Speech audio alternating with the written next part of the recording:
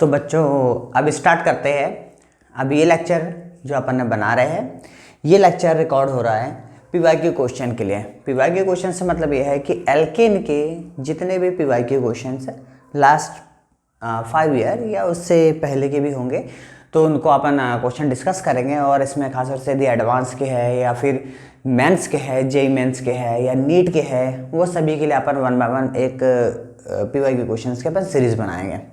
ठीक है, कहने का मतलब है कि पीवाईक्यू हाइड्रोकार्बन जो चैप्टर के एल्केन टॉपिक से जो पीवाईक्यू आया है उनको अभी अपन टारगेट करेंगे, फिर एल्कीन के करेंगे, फिर एल्काइन के करेंगे। ओके, तो इस प्रकार से ये अपना अपन रेडी कर रहे हैं।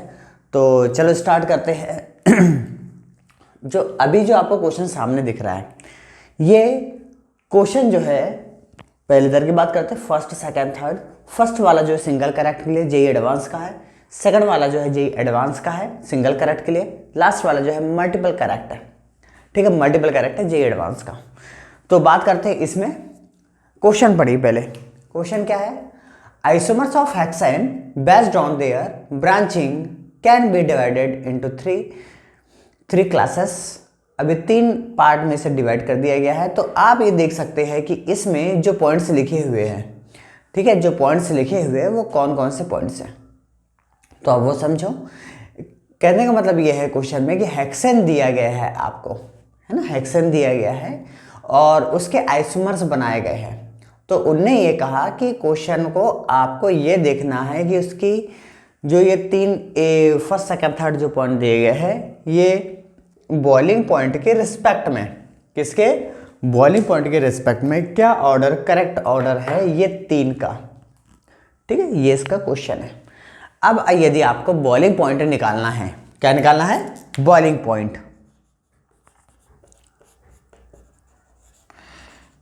तो बॉइलिंग पॉइंट के लिए क्या फैक्टर होता है? बॉइलिंग पॉइंट के 2 रूल है on the base of molecular. तो सबसे पहला मॉलिक्यूलर मास। सबसे पहले तो ये देखिए, जो आपको जो स्ट्रक्चर्स दिए गए सबके मॉलिक्यूलर मास निकालो। अभी जो स्ट्रक्चर आपको दिया गया है उसमें ये है कि आपको जितने भी एग्जाम्पल बनाए गए हैं ये सभी आइसोमर्स हैं। तो आइसोमर्स है तो डेफिनेटली सभी का मॉलिक्यूलर मास कांस्टेंट होगा। मॉलिक्यूलर मास यदि सिमिलर है तो फिर तो ये वाला रूल लगेगा नहीं। फिर क्या बचा अपने पास?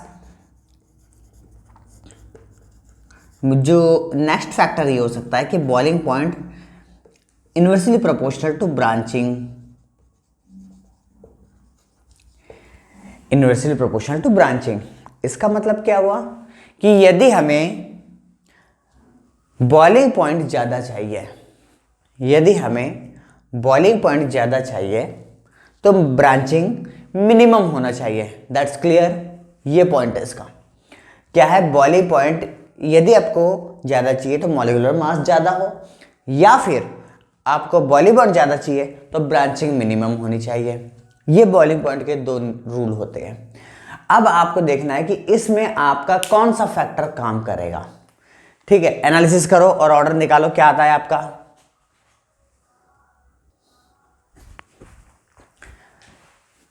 कोशिश करो क्या ऑर्डर आ रहा है। ठीक है, तो सॉल्व करना शुरू करते हैं।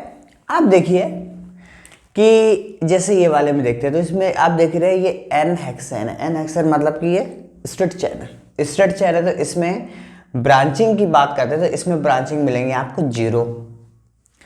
इस वाले में ध्यान से देखो, ये this is all have 2 degree. तो इसमें ब्रांचिंग की बात करें तो इसमें ब्रांचिंग 1 है और इसमें देखेंगे तो ब्रांचिंग आपको 2 मिलेंगी। अभी ब्रांचिंग कैसे डिसाइड करना पड़ेगा, आपको कितनी ब्रांचेस है वो देखना पड़ेगा। इस वाले में देखो, ये यदि आप इसे ऐसा आप कंसीडर करते हैं तो इस कार्बन पर 2 ब्रांच है, इस वाले में 1 2 ऐसे आप 4 है, तो 1 ब्रांचिंग है, 1 ब्रांचिंग है, 2 ब्रांचिंग है। तो इस दोनों ब्रांचिंग की संख्या 2 है। इसमें आप देखेंगे 1 2 3 4 5 1 ब्रांचिंग है, इसमें भी देखेंगे आप 1 ब्रांचिंग है, इसलिए ब्रांचिंग 1, इसमें देखेंगे 0 ब्रांचिंग है। तो इसके बेस पे आप ये देखोगे यदि हमें boiling point order find out करना है तो क्या करें? ब्रांचिंग मिनिमम होना चाहिए। तो ब्रांचिंग यदि मिनिमम चाहिए तो इसका मतलब ये है कि मिनिमम ब्रांचिंग थर्ड वाले में है, फिर सेकंड में, फिर फर्स्ट में। ठीक है, तो ऑर्डर क्या मिल रहा है? आंसर देखो कौन सा आ जाएगा। सबसे ज़्यादा इसका बॉइलिंग पॉइंट ज़्यादा रहेगा, बॉइलिंग पॉइंट थर्ड, सेकंड 1, बाकी में आप देखते हैं थर्ड इसमें है, थर्ड के बाद यदि 1 पे आते हैं तो 1 नहीं, 1 में 2 आ रहा है ना, सिर्फ तो इसीलिए करेक्ट ऑर्डर कौन सा हो जाएगा, ये वाला। क्लियर है ये वाला क्वेश्चन? ठीक है, ये 1 टिक वाला क्वेश्चन था, इस पर कोई भी दिमाग नहीं लगाना। यदि आपको बॉइलिंग पॉइंट का फैक्टर पता हो कि इसका यदि आपको सॉल्यूशन करना है बेटा तो क्या हो सकता है, यदि आपको सॉल्यूशन निकालना है तो उस केस में आपको ये रूल यदि क्लियर रहेगा तो आप ये क्वेश्चन को बीट कर सकते थे। ठीक है, ये पॉइंट क्लियर। चलो अब इस वाले में आते हैं। ये क्वेश्चन सिंगल करेक्ट था, जेई एडवांस 2014 का क्वेश्चन है। चलो नेक्स्ट आते हैं कि यदि आपको ये क्वेश्चन दिया है और आपको इलेक्ट्रोलाइसिस कर रहे हैं, तो इलेक्ट्रोलाइसिस क्या है? इलेक्ट्रोलाइसिस वो प्रोसेस होता है जो किसी इलेक्ट्रोलाइट या फिर सॉल्यूशंस में आप एनोड और कैथोड डालते हैं, तो उसमें उसकी प्रेजेंस में जब इलेक्ट्रिसिटी फ्लो होती है तो उसके अंदर प्रेजेंट इलेक्ट्रोलाइट डिसोसिएट होता है। डिसोसिएट का मतलब आयंस में ब्रेक होता है। आयंस में भी ब्रेक हो रहा है तो उसका पॉजिटिव आयन और नेगेटिव आयन अपोजिट इलेक्ट्रोड की तरफ मूव होंगे। यदि नेगेटिव आयन है तो वो पॉजिटिव प्लेट की तरफ अट्रैक्ट होगा, और यदि नेगेटिव प्लेट वाला पॉजिटिव और पॉजिटिव वाला नेगेटिव की तरफ अट्रैक्ट होगा। ये इससे आप यदि ऐसा कन्वर्जन चल रहा है तो मतलब इलेक्ट्रोलाइसिस प्रोसेस कंप्लीट हो रही है या रनिंग में है। ठीक है, तो यहाँ पे आपको इलेक्ट्रोलाइसिस बोल दिया गया है, तो आपको सबसे पहले तो याद रखना है। अच्छा, इसके फैक्टर में या इसके रिस्पेक्ट में एक रूल ये होता है, इसके मैकेनिज्म को लेते हुए ये पॉइंट है कि इसका जो मैकेनिज्म है बेटा वो होता है आयोनिक भी मिलेगा आपको, साथ में फ्री रेडिकल भी मिलेगा। क्या क्या? इसका जो मैकेनिज्म है वो आयोनिक और फ्री रेडिकल मैकेनिज्म दोनों होता है। यदि दोनों इसका मैकेनिज्म है तो इसका मतलब ये है कि वो इसके मैकेनिज्म या फिर इलेक्ट्रोलाइट जो इस प्रोसेस है, प्रोसेस का एक्चुअल नाम क्या है? कोलबे इलेक्ट्रोलाइसिस सिंथेसिस या फिर कोलबे इलेक्ट्रोलाइसिस रिएक्शन। ओके, ये रिएक्शन है। अब इसका मैकेनिज्म शुरू करते हैं, क्या मैकेनिज्म हो सकता है। ठीक है, इस क्वेश्चन के लिए सबसे पहले तो आप रिएक्टेंट को पकड़ो। आपको रिएक्टेंट ये दिया गया है, इस रिएक्टेंट में आप ट्राई करेंगे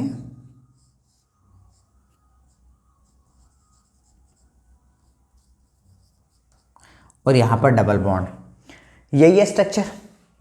ठीक है, इसको आपन ने सबसे पहले जैसा क्वेश्चन के अकॉर्डिंग है आप इलेक्ट्रोलाइसिस करेंगे। इलेक्ट्रोलाइसिस करेंगे तो दिस इज इनिशियल स्टेप में इसमें आयन जनरेट होता है, 2K पॉजिटिव आयन, यहाँ से इसका ब्रेकडाउन और यहाँ से इसका ब्रेकडाउन हो जाएगा। तो क्या बचेगा? रिमेनिंग पार्ट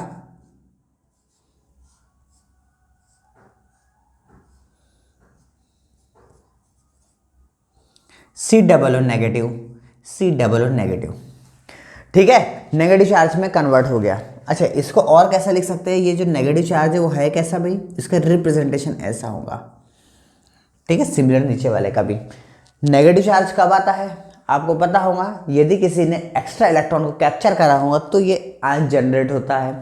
यदि ये आयन जनरेट हो रहा है तो इसका मतलब ये है कि यदि आप इसका ब्रेकडाउन करते हैं, है ना, इसका जब ब्रेकडाउन हुआ है तो K जो है उसका एक आयन को ऑक्सीजन ने अट्रैक्ट करा, तब जाके चार्ज उस पर नेगेटिव आया। इसका मतलब ये आयोनिक हुआ, आयोनिक में नेगेटिव वाला पार्ट हुआ। तो यहाँ पे ये प्रोसेस चलेगा। यहाँ से इस प्रोसेस को कहते हैं ये आयोनिक मैकेनिज्म है। यहाँ से जो यहाँ प्रोसेस हो इसी को कहेंगे बेटा आयोनिक मैकेनिज्म। ठीक है, अब आगे बढ़ते हैं इस प्रोसेस में। आगे क्या हो सकता है इसको आगे और डाइवर्ट करते हैं, कन्वर्ट करते हैं। तो क्या बचा अपने पास? ये जो नेगेटिव आयन है, इलेक्ट्रोलाइसिस प्रोसेस है। इलेक्ट्रोलाइसिस में ये जो आयन है वो किसकी तरफ मूव होगा? नेगेटिव है तो पॉजिटिव प्लेट की तरफ जाएगा। इसका मतलब कहाँ पर जाएगा? एनोड पर, एनोड पे जाएगा। और यदि एनोड पे जा रहा है तो आपको पता होगा यदि ऑक्सीड यहाँ पर हो रहा है तो एनोड पे ऑक्सीडेशन प्रोसेस होता है। ठीक है, तो ओवरऑल कहने का मतलब ये है कि यहाँ से एनोड जाएगा और एनोड में से जब यहाँ जाएगा तो इसके इलेक्ट्रॉन न्यूट्रलाइज होंगे। जो एक इसने इलेक्ट्रॉन एक्सेप्ट करा है यहाँ से ये एक इलेक्ट्रॉन को लॉस करेगा और यहाँ से भी एक इलेक्ट्रॉन को लॉस करेगा।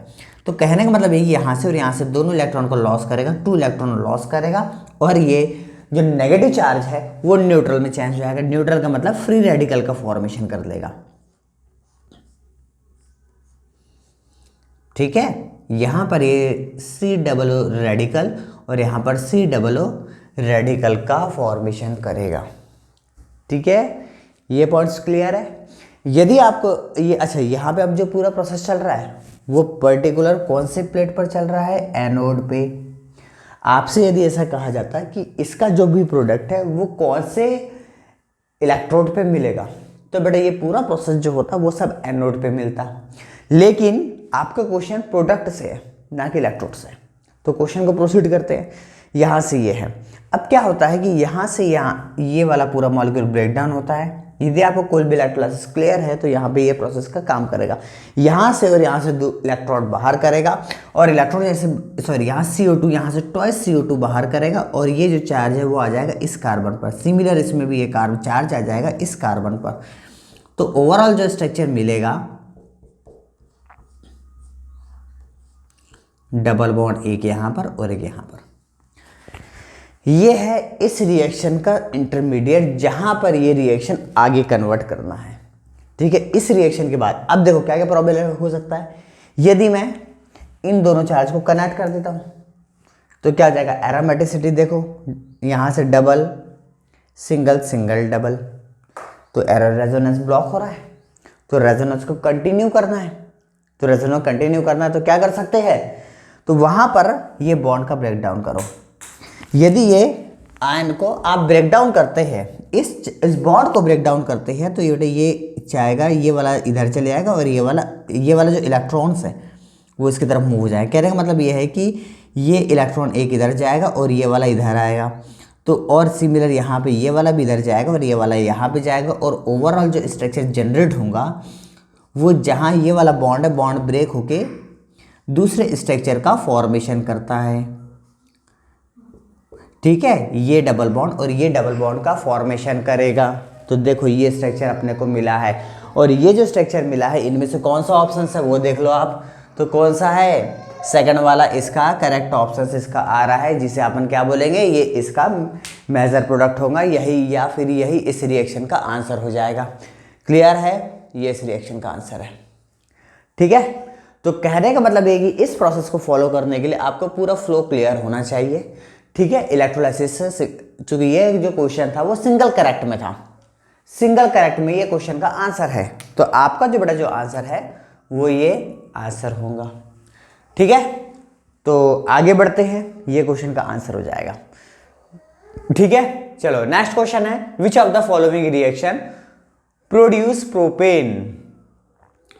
प्रोपेन का फॉर्मेशन करने के लिए इनमें से, अच्छा प्रोपेन वही मेजर होना चाहिए, मेजर प्रोडक्ट है, तो आपको बेटा ये बताना है कि इनमें से कौन सा आंसर होगा, या चार ऑप्शंस में से कौन से दो ऑप्शन है, या तीन है या चार है, आपको मल्टीपल करेक्ट में है, तो आपको बताना है इनमें से कौन सा आंसर प्रोपेन का फॉर्मेशन करेगा। ठीक है, तो पहले आप ट्राई करिए फिर देखते क्या होता है। ठीक है, तो देखो ए वाले को पहले सॉल्व कर रहा हूं, आप लोग सॉल्व करना और बताइए क्या आंसर आ सकता है। आपके अकॉर्डिंग आप सॉल्व करके रखिए और फिर उसके बाद बताओ क्या आंसर बनता है इनका। ठीक है, देखिए अब मैं सॉल्व कर रहा हूं, आप पोस्ट करके, वीडियो को पोस्ट करके आप अपने अकॉर्डिंग सॉल्यूशन निकालो और फिर देखो क्या आंसर बनता है। पहले वाले का सॉल्यूशन या फिर लास्ट वाले शुरू करते हैं। लास्ट वाले को ध्यान से देखो, लास्ट वाले में इलेक्ट्रोलाइसिस हो रहा है। इलेक्ट्रोलाइसिस का याद हो आपको, जब भी इसके साथ रिएक्शंस करते हैं तो in the by product of क्या प्रोडक्ट इसमें बाहर करेगा, आपको वो ध्यान रखना पड़ेगा। इसमें एनोड और कैथोड का फॉर्मेशन होता है। क्या होता है, एनोड और कैथोड का फॉर्मेशन होता है, और जो अल्कलाइड प्रोडक्ट होता है वो बनाता है डाइमर प्रोडक्ट। क्या बनाता है वो, डाइमर प्रोडक्ट। तो कहने का मतलब ये है कि जब आप इसके साथ रिएक्शंस कराएंगे इलेक्ट्रोलाइट के साथ, तो यहाँ से जो रिएक्शंस करके यहाँ से बाय प्रोडक्ट बनेगा, और ये जो कंपाउंड है उसके डाइमर का फॉर्मेशन करता है। तो डाइमर से मतलब ये है कि इस रिएक्शन का जो प्रोडक्ट है ये 3 और फिर ये 1 2 3 4 5 6, तो ये जो प्रोडक्ट बनाएगा वो एन हेक्सेन का फॉर्मेशन करेगा। ठीक है, डी वाला जो ऑप्शन है बेटा वो फॉर्मेशन कर रहा है एन हेक्सेन का। ठीक है, यदि आपको इसके इलेक्ट्रोलाइसिस के प्रोसेस बेटा पूरी क्लियर है तो आप आंसर इजीली फाइंड आउट कर लेंगे। सी वाले ऑप्शंस की बात करते हैं, तो सी वाला बना सकता है नहीं बना सकता है, उसकी बात करते हैं। तो बेटा आपको ये प्रोसेस जो यहाँ पे लिखी हुई है बेटा, ये एल्कीन बनाने की प्रोसेस है on the base of vicinal dihalide, on the base of vicinal और जेम डाइहेलाइड। या रिएक्शंस का नाम होता है formation of alkene with dihalide. तो डाइहेलाइड में अपन ने दो टाइप के पढ़ते हैं, विसिनल और जेम डाइहेलाइड। तो यहां पर जो भी पैटर्न है तो आपको ये फॉर्मेशन करेगा डबल बॉन्ड का। तो डबल बॉन्ड का यदि फॉर्मेशन कर रहा है तो ये बनाएगा प्लस ZnBr2 बाय प्रोडक्ट। ठीक है, तो रिएक्शन में आपको क्या मिला, प्रोपेन तो नहीं मिला, क्या क्या मिला अपने को, एक में प्रोपेन मिल रहा है, एक में हेक्सेन मिल रहा है। चलो इसके बाद वाले में जैसे यहाँ पे ब्रेक डाउन करके दिए, यहाँ से करेंगे अपन Zn के साथ रिएक्शन कराते हैं तो बेटा इसके साथ Zn के साथ रिएक्शन करके ये प्रोपेन का फॉर्मेशन करता है। और ये जो प्रोसेस है इसमें बन सकता है नहीं बन सकता है आपको वो देखना पड़ेगा। तो क्या है ये, इस रिएक्शन का जब आप स्टेटमेंट पढ़ते हैं डीकार्बोक्सिलेशन विथ सोडियम सॉल्ट, क्या कहा मैंने, ये जो रिएक्शन है वो है डीकार्बोक्सिलेशन विथ सोडियम सॉल्ट। और बेटा इसमें जो आंसर बनता है वो डाइमर नहीं बनता है। ठीक है, इसका एक H चाहे तो आप इस चैप्टर के या प्लेलिस्ट में चेक कर लेना, इसमें आपको मिलेगा क्या क्या होता है। यहाँ का जो H है वो H अटैक करता है यहाँ पर CH2 है, इधर का H आके CH3 का फॉर्मेशन कर देगा और बचा क्या COONA तो विथ कंबाइन करके Na2CO3 का फॉर्मेशन करता है। It is NaOH plus CaO, it's called as soda lime, it's called as soda lime. तो ये सोडा लाइम के साथ जब आप उसका स्टेटमेंट पढ़ेंगे तो सोडा लाइम के साथ decarboxylation with sodium salt react with soda lime then form alkane. ठीक है, ये रिएक्शंस होती है इसके लिए। ये पॉइंट्स क्लियर आया आपको? ठीक है, तो आप आंसर की बात करते हैं तो अपने पास दो आंसर आएंगे इसके सॉल्यूशन मैंने यहीं करके बता दिया है। और सॉल्यूशन और आंसर की बात करें तो इसमें आंसर जो मिलेगा अपने को A प्लस बी है। इसके आंसर की बात करें तो इसका सॉल्यूशन मतलब आंसर जो है, आंसर इसका बी ऑप्शन है। और इस क्वेश्चन के लिए भी अपन देखें तो इसका बेटा आंसर है कौन सा, बी। ठीक है, जो बोर्ड में लिखी है क्लियर है। इसके बाद कंटिन्यू करते हैं नेक्स्ट में। ठीक है, इनका सॉल्यूशन करें, समझे? ठीक, चलो देखिए एक बार आप रिकॉर्ड करिए इसको, एक बार पूरा रिवाइज करो फिर आगे बढ़ते हैं।